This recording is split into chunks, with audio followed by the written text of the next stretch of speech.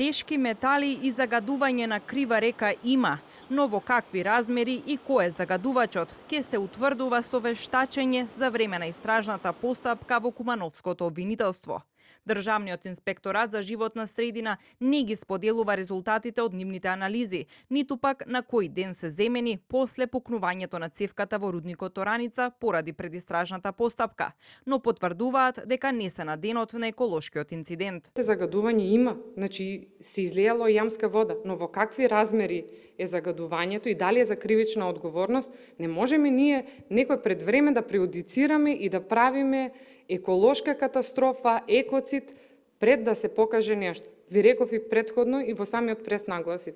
Значи, со 1 литар вода, земена од едно место, со еден примерок, не се докажува екоцид. Екоцид е многу казниво дело, но не се докажува така. Анализи за можен екоцид предизвикан од рудникот Ораница ќе прави стручно лице ангажирано од страна на фирмата која раководи со овој рудник, Булмак 2016.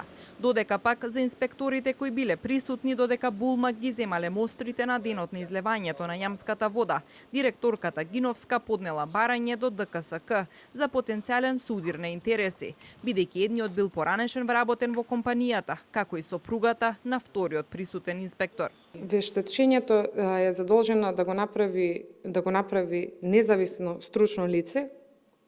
Задолжена е фирмата Булмак да го ангажира.